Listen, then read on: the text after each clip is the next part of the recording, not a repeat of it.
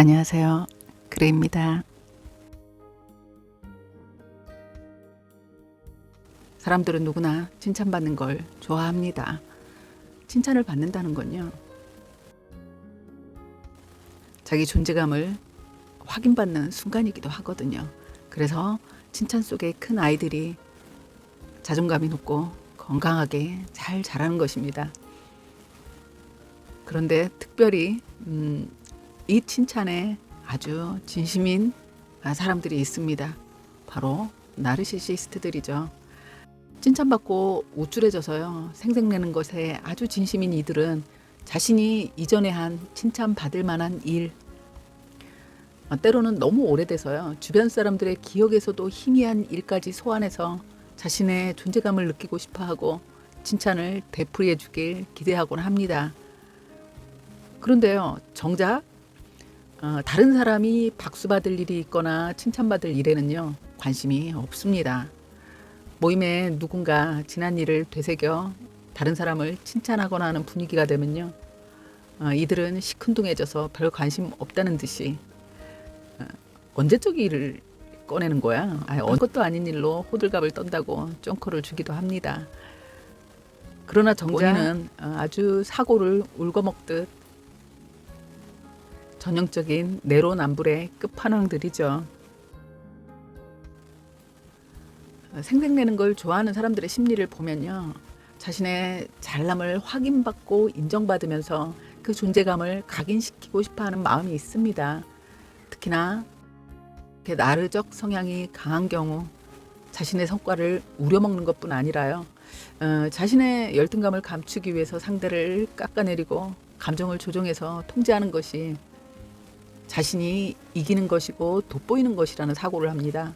그래서 내가 높고 네가 낮다는, 내가 맞고 너는 틀리고 역시 나는 괜찮은 사람이야, 이런 이중적 사고 구조이기 때문이기도 합니다.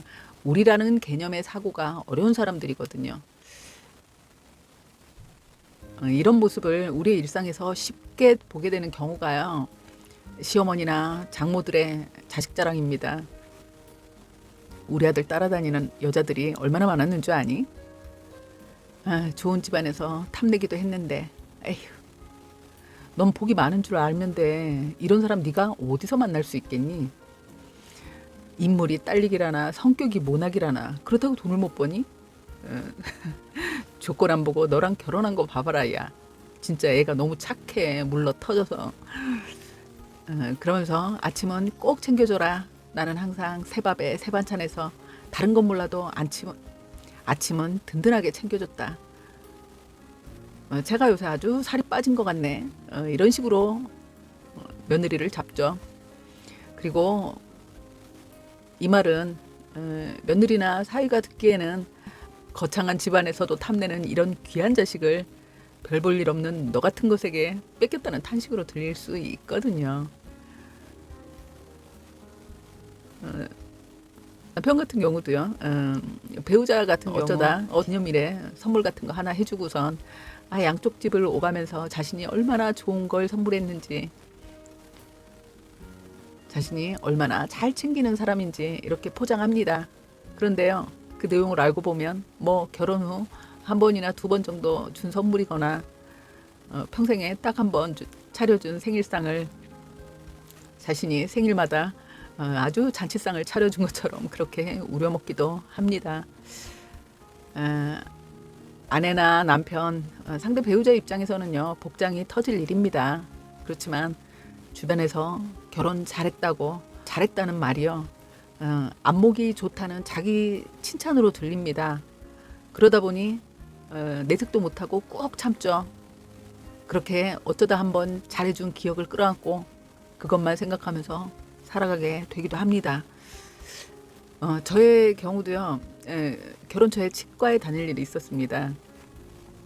그 전에 동영상에서 말씀드린 적이 있는데, 저의 나르시시스트 성향이 강한 모친이 저를 어릴 때 폭행했던 방식 때문에 제가 끝이 뾰족한 물건이 주변에 눈에 띄게 있거나 아니면 그걸 사용할 때 순간적으로 이렇게 좀 공포를 느끼고 겁을 먹게 됩니다. 특히나요, 체력적으로나 정신적으로 지쳐 있을 때는 제가 이쑤시개도 사용하지 못했습니다. 이쑤시개가 제 눈을 찌를 것 같은 그런 공포에 시달렸거든요. 30대 초반이었던 것 같습니다. 스케일링을 받으러 치과에 갔다가요, 거의 패닉 상태가 되어버렸습니다. 그래서 한동안 공황에 시달렸고, 치과에 가야 한다고 생각하는 순간부터 아주 그냥 밥맛을 잃고 불면증에 시달리기도 했었거든요. 그런데 결혼하고 얼마 안 돼서 사랑니가 썩기까지 한 거죠. 너무 치과를 안 가다 보니 구취도 심해지고 더 이상 이제 미룰 수 없는 지경이 되었습니다. 그래서 치과를 가게 되었는데, 결혼 초 신불이었던 남편이 제 카드를 쓰고 있었거든요. 그래서 제가 치료받고 있는 동안 치과에 와서 결제를 하고 갔습니다. 물론 제 카드였고 카드값은 제가 내고 있었죠. 그런데 친정 행사에 갔다가 본인이 치과에 데려가서 아주 그냥 입속을 완전 리모델링 해준 것처럼 이야기를 하더라고요.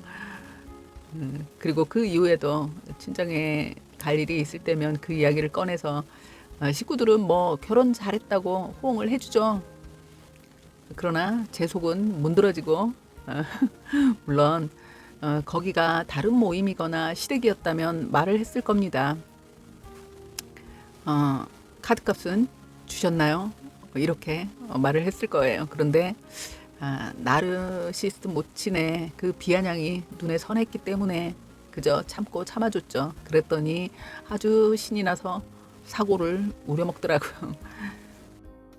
자랑거리가 없는 이 나르시시스트는요, 상대를 끌어내리고 무시하고 상대의 약점을 공격함으로써 본인이 돋보인다고 생각해서 자신을 돋보이는 방법으로 상대를 힘들게 합니다. 내적 열등감을 과대 포장된 우월감으로 채우려고 하다 보니까요, 주변 사람들의 정서적 에너지를 쪽쪽 빨아먹게 되죠. 나를 칭찬해. 넌 나를 칭찬하기 위해 존재하는 거야. 왜 역할을 안 하는 거야? 이렇게 자신을 둥가둥가 해주지 않는 배우자나 주변 사람들에 대한 아주 불만과 화도 많습니다. 속상하고 답답하지만 또 다른 이런저런 상황들이라는 게 있다 보니까 미운 마음을 덮어두고 참고 또 참고 계신가요? 분명한 건요, 지금 나를 불편하게 만들고 있다는 사실입니다. 이건 아주 중요한 포인트예요. 이 불편이 해결되지 않는다면 우리는 내일도 오늘의 내가 있을 뿐입니다. 절대 달라질 수 없어요. 여전히 폄하당하고 무시당하면서 그들의 인정 욕구를 채워주는 노예의 삶을 살아가야 할 테니까요. 내 삶의 주인이 내가 되었을 땐 나만 편하고 좋은 게 아니거든요. 나부터 평화를 찾고 건강해져서 주변에 선한 영향력을 나눠줄 수 있게 된다고 생각합니다. 감사합니다. 구독 또 부탁드립니다. 네, 좋아요도 함께 해주시면 너무 감사하겠습니다. 여러분 칭찬합니다. 궁금하면 유튜브에 댓글 달고 좋아요랑 구독 부탁